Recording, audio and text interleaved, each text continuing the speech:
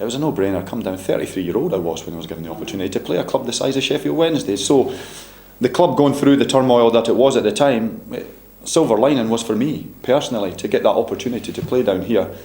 Signed a 1-year contract and ended up staying for 4, and gave me the highest point in my career that first season, and going via Cardiff, etc. Part of the contract that you signed at that time, when I was at Wednesday, meant that any player signing for the club had to live within a 50-mile radius of the stadium. Which meant that I think there was 10 lads stayed up in the Wadsley Park Village development. There was 3 or 4 of us that lived the sort of Ranmore, Fullwood, down towards Door end of town. So after training, if we would decide to go out for a coffee in town, you would always see one of your teammates. On the back of a victory on a Saturday, if we went out for a meal or a drink or something to celebrate, you don't necessarily go out together, but invariably you'd always bump in, and there'd be a group of 8, 9, 10 of us together. And I'm not going to use the analogy that Walter Smith and all that used with regards to the great Rangers team, where a good team that drinks together wins together. It wasn't that kind of environment, but it was one of them that we spent a lot of time socially together, which breeds that attitude on a Saturday where you'd die for each other. Yeah, you'd be there to cover your teammates' backside all the time. 15-minute thing sounds like we were a team. Policy. You know what? We were a team. We were not the best individuals that you could put down on a team sheet that's ever played for Sheffield Wednesday. But as a team, and even the boys that were not in the squad or not on in the starting 11 on the day, were rooting for the lads. Now that's a tough thing for a manager to create, that sort of togetherness.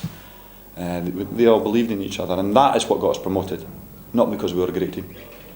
Would we have won that match had Hartlepool not had a player sent off? If we hadn't got that penalty, we wouldn't have won that match. I think we would have won the match if we'd got the penalty, the lad wasn't sent off. I just felt the momentum turned on that. The whole stadium changed with 8 minutes to go because of that. And initially when I saw it, I thought it was the softest decision in the world. Since then, when you see it from certain angles, he's got a good handful of his shirt, so I felt sorry for Chris Westwood. I thought, that opportunity at the level that we were playing at the time, you don't get opportunities to play in that sort of situation at that time. And I felt for the kid because he was a good player at that level. Hartlepool were a good team, they're a good group of pros as well. But at the end of the day, you have to be selfish in that situation. I just think that the whole momentum changed on that goal, and there was only going to be one winner after that. Don't get me wrong, I think there was one occasion where I had to put in a last-ditch tackle, I think in extra time, to stop the kid going right through and goal. But I felt we went from there, and some of our kids grew into men that day. Whelans, Brunts, young Drew Talbot, obviously. You can't write a script as good as that for a local lad to score with a last kick of the game in a 70,000-seater stadium for your team, and it was such a surreal 30 seconds in my life, that goal.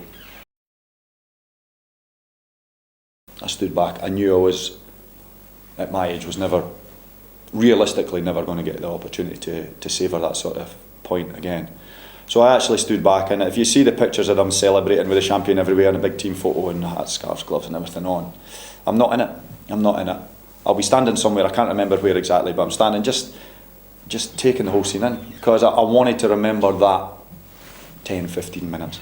And it'll stay etched in my brain forever, And mine. I think, bizarrely enough, every Wednesday fan that comes up, they've seen cup final wins, they've been third in the English First Division / Premier League, they've had international players week in, week out playing with the team, they've had talents, David Hurst and Chris Waddle in their team, but a lot of them still say that is up there with one of their best days, and I think it's because with Sheffield Wednesday there's a heck of a lot more lows than there are highs, and that whole game in that 90-minute / extra time period probably sums up the life of a Sheffield Wednesday fan in one match, and the highs and the lows and the way the emotion that goes through their minds. So it was great.